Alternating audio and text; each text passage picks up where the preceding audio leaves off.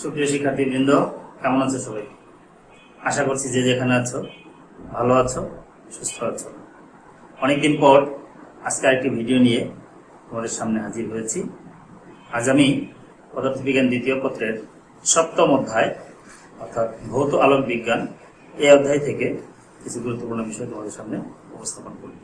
ইতিমধ্যে আমি এই অধ্যায় থেকে আলোর প্রতিসরণ, প্রতিফলন, হাইগেন্সের নীতি, আলোর ব্যতিচার, অপবর্তন ইত্যাদি নিয়ে আলোচনা করেছি। একটি টপিক শুধু বাকি রয়েছে, সেটি হচ্ছে আলোর সমবর্তন, পোলারাইজেশন অফ লাইট। তো সমবর্তন কি, এটা আমাদের আগে বুঝতে হবে। তার আগে একটি বিষয় তোমাদের জানতে হবে, তা হচ্ছে যে আমরা যে অপবর্তন, ব্যতিচার এগুলো করেছি, এই অপবর্তন, ব্যতিচার এগুলো কিন্তু আলোর তরঙ্গ ধর্মকে প্রতিষ্ঠা করে। অর্থাৎ আলো যে তরঙ্গাকারে চলে সেই ধর্মটাকে কিন্তু আমরা প্রকাশ করতে পারি এই অপবর্তন এবং ব্যতিচারের মাধ্যমে।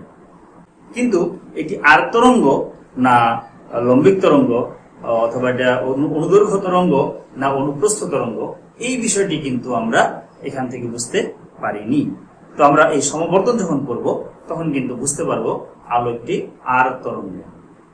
প্রথমেই আমাদের যে বিষয়টি জানতে হবে সেটি হচ্ছে সমবর্তিত আলো আর হচ্ছে অসমবর্তিত আলো।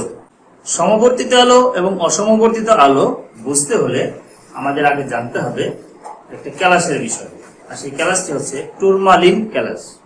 এই টুরমালিন ক্যালাস দিয়ে আমরা অসমবর্তিত আলোকে সমবর্তিত আলোতে রূপান্তর করতে পারি। আমরা এই অধ্যায়ের শুরুতে তাড়িত চুম্বক তরঙ্গ সম্পর্কে যে বিষয়টি জেনেছিলাম, যে আমাদের যে আলোক রশ্মি রয়েছে বা যে কোনো বিকিরণ রয়েছে, এগুলোর দুটি উপাংশ থাকে, একটি তড়িৎ উপাংশ, অন্যটি হচ্ছে চৌম্বক উপাংশ। এখন এই তড়িৎ উপাংশগুলো বিভিন্ন তলে কম্পিত হয়, তড়িৎ উপাংশগুলো বিভিন্ন তলে কম্পিত হয়, আলোর গতিপথের সাথে সমকোণী থেকেই বিভিন্ন তলে কম্পিত হয়। এখন যদি এমন কোনো শর্ত আরোপ করা হয় যে এই তড়িৎ উপাংশগুলো বা আমাদের তরঙ্গের যে উপাংশগুলো, সেই উপাংশগুলো যে কোনো একটি তলে সীমাবদ্ধ থাকবে, তাহলে আমরা যে আলোটা পাবো সেই আলোকে বলি আমরা সমবর্তিত আলো। স্বাভাবিক আলো হচ্ছে অসমবর্তিত আলো, আর বিশেষ আলোটাকে যেটা বললাম আমরা, যে যখন আমাদের তড়িৎ উপাংশগুলো একটি মাত্র তলে কম্পিত হবে তখন এই আলোটাকে বলবো আমরা সমবর্তিত আলো। আর এই অসমবর্তিত আলোকে সমবর্তিত আলোতে রূপান্তর করার যে প্রক্রিয়া, যে পদ্ধতি, তাকে বলা হয় হচ্ছে আলোর সমবর্তন। সমবর্তন হচ্ছে আসলে এমন একটি প্রক্রিয়া যে প্রক্রিয়ার মাধ্যমে অসমবর্তিত আলোকে সমবর্তিত আলোতে রূপান্তর করা হয়, এটি হচ্ছে আসলে সমবর্তন। এখন আমরা এই সমবর্তনের ক্ষেত্রে কয়েকটি গুরুত্বপূর্ণ রাশি রয়েছে, আমরা এই রাশিগুলো একটু দেখতে চাই। প্রথমে আমাদের জানতে হবে সমবর্তক কি, পোলারাইজার কি। সমবর্তক একটি বিশেষ ধরনের বস্তু রয়েছে বা ক্যালাস রয়েছে যেগুলো আলোকে সমবর্তিত হতে সাহায্য করে।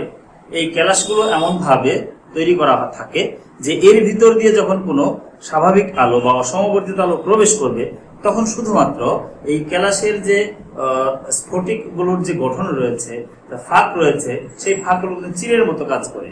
তার সমান্তরালে যে সকল আলোক রশ্মি রয়েছে বা যে সকল তরঙ্গ রয়েছে, শুধু সেগুলোই এই ক্যালাসের ভিতর দিয়ে যেতে পারবে। আর অন্যান্য যে কোণে আছে যারা, তারা বিভিন্ন তলে যারা আছে তাদেরকে কিন্তু এই ক্যালাসটা শোষণ করে। তাই শুধুমাত্র তার সমান্তরালে যারা থাকে তাদেরকে যেহেতু সে আউটপুটে পাঠাচ্ছে, আর বাকি অন্যগুলোকে কিন্তু সে করে নিচ্ছে, শোষণ করে নিচ্ছে। ফলে কি হচ্ছে, আউটপুটে আমরা যে আলোটা পাচ্ছি সেই আলোগুলো বা সেই উপাংশগুলো, তড়িৎ উপাংশগুলো দেখতেছি আমরা একটি মাত্র তলে কম্পিত হয় বা সীমাবদ্ধ থাকে। এই জন্য আমরা এটাকে পোলারাইজড লাইট বা সমবর্তিত আলো বলতে পারি। এখন এই কাজটা করলো কে? ক্যালাসটা করলো, আর এই ক্যালাসটাকে বলা হচ্ছে সমবর্তক। অর্থাৎ যে বস্তু বা যে জিনিস অথবা যে ক্যালাসটি অসমবর্তিত আলোকে সমবর্তিত আলোতে রূপান্তর করে, সেই ক্যালাসটিকে বলা হয় হচ্ছে সমবর্তক। শুধু ক্যালাস দিয়েই করা যাবে তা না, এটা আমরা প্রতিফলনের মাধ্যমে সমবর্তন ঘটাতে পারি। সেই ক্ষেত্রে একটা কাজ পাক, সেটা আমার সমবর্তকের কাজটা করে থাকে। অর্থাৎ যে বস্তুর সাহায্যে বা যে ক্যালাসের সাহায্যে আমরা অসমবর্তিত আলোকে সমবর্তিত আলোতে রূপান্তর করতে পারি, সেটাই হচ্ছে সমবর্তক। এরপরে রয়েছে হচ্ছে বিশ্লেষক, অ্যানালাইজার। আলোটা সমবর্তিত আছে নাকি নাই এটাকে বিশ্লেষণ করার জন্য আরেকটি ক্যালাসকে, আমরা টুরমালিন ক্যালাসটা সাধারণত ব্যবহার করে থাকি, আরেকটি ক্যালাসকে যদি আমরা এই সমবর্তিত আলোর সামনে স্থাপন করি, তাহলে দেখা যায় এই ক্যালাসটি যখন ঘোরানো হয় তখন আমাদের চোখে আগত যে আলো তার তীব্রতা পরিবর্তন হতে থাকে। তীব্রতা কখনো বাড়তেছে, কখনো আবার কমতেছে, কখনো শূন্য হয়ে যাচ্ছে, আবার কখনো শূন্য থেকে বাড়তেছে। এই যে ঘটনাটা ঘটে, অর্থাৎ আলোটা যে পোলারাইজড বা আলোটা যে সমবর্তিত হয়েছে, এইটাই প্রমাণ করে এই ক্যালাসের সাহায্যে। এই ক্যালাসটিকে বলা হয় বিশ্লেষক বা অ্যানালাইজার। এই আরেকটি সংজ্ঞা ভালো করে শিখে রাখবে, বিশ্লেষক এবং সমবর্তন। সমবর্তন কোণ, সমবর্তন কোণ হচ্ছে যে কোণে আলো আপতিত হলে, যে কোণে আলো আপতিত হলে প্রতিফলিত রশ্মি সমবর্তিত হয়ে যায়, সমতল সমবর্তিত আলোতে পরিণত হয়ে যায়, সেই কোণটাকে বলি আমরা সমবর্তন কোণ। এটা যখন আমরা ব্রুস্টারের সূত্র করব তখন আমরা বিষয়টি ভালোভাবে বুঝতে পারবো। আচ্ছা, এরপরে হচ্ছে কম্পন তল। কম্পন তলটা কি?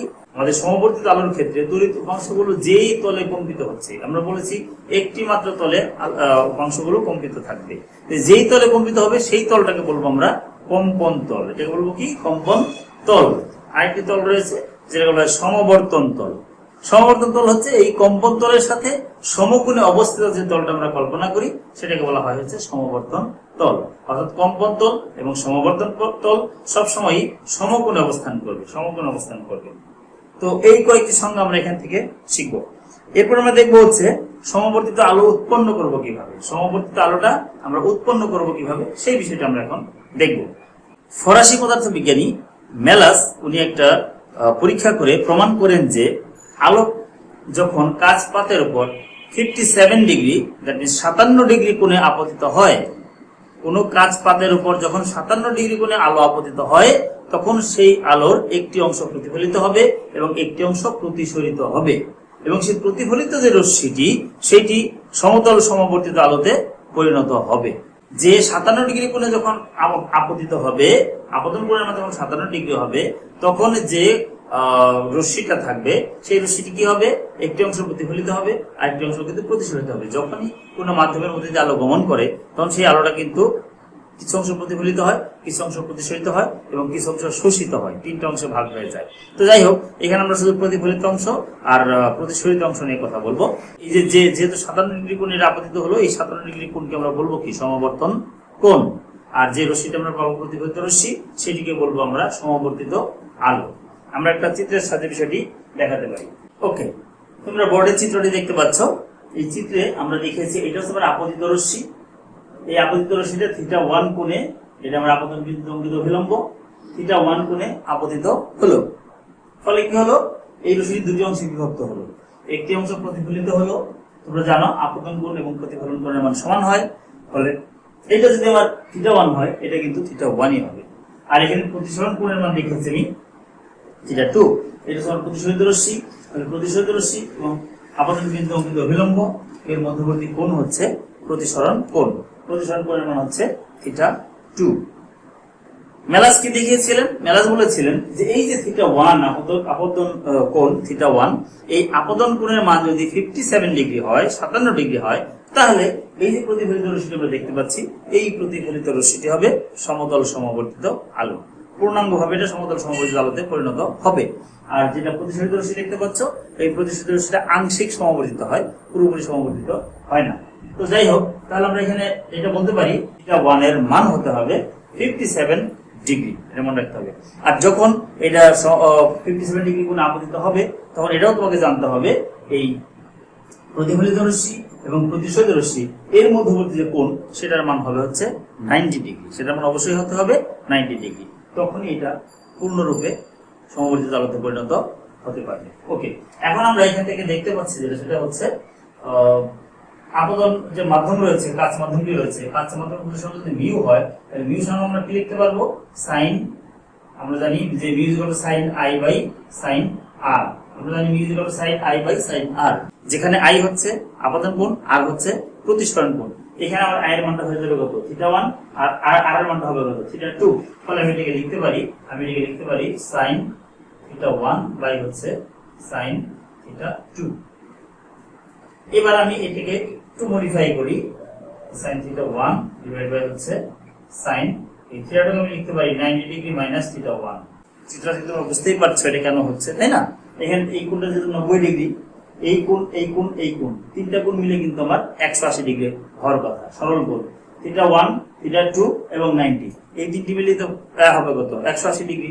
যেহেতু আমার এটা 90 ডিগ্রি হলে এই θ1 এবং এইটা মিলে কিন্তু আমার 90 ডিগ্রি হওয়া লাগবে। ফলে আমি লিখতে পারি θ2 90 ডিগ্রি মাইনাস θ1। এখন sin 90 মাইনাস θ আমরা জানি এটা cos θ। sin 90 মাইনাস θ মানে কি? cos θ। ফলে আমি কি লিখতে পারি? ফলে আমি লিখতে পারি sin θ1 ডিভাইড বাই হচ্ছে cos θ1। দ্যাট মিন্স কি দাঁড়াচ্ছে? tan θ1। tan θ1 অর্থাৎ আমি কি লিখতে পারি? অর্থাৎ আমি লিখতে পারি যে μ tan θ1। μ tan θ1। অর্থাৎ কোন একটা মাধ্যমের কাচ মাধ্যম হোক, সেটা অন্য কোনো মাধ্যমে আমরা কাচ মাধ্যম দিয়ে করি সাধারণত, কাচের প্রতিসরাঙ্ক বা সেই মাধ্যমের প্রতিসরাঙ্ক সেটা কার সমান হবে? সেটা হবে তোমার আপতন কোণের বা সমবর্তন কোণ বলবো আমরা এটাকে, θ1 বলবো সমবর্তন কোণ।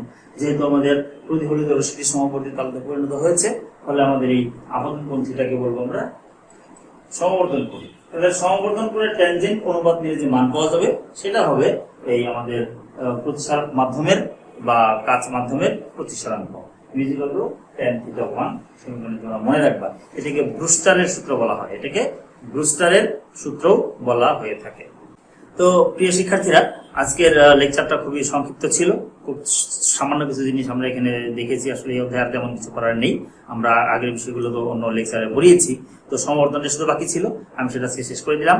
আশা করছি লেকচারটি তোমরা ভালোভাবে দেখবে এবং তোমাদের সমবর্তন সম্পর্কিত সব ধারণা স্পষ্ট হয়ে যাবে ইনশাআল্লাহ। তো আমি পরবর্তী ভিডিওতে অন্য কোনো বিষয় নিয়ে, অন্য কোনো অধ্যায় থেকে অন্য কোনো বিষয় নিয়ে আলোচনা করব। সেই পর্যন্ত সবাই ভালো থাকো, সুস্থ থাকো। আল্লাহ হাফেজ।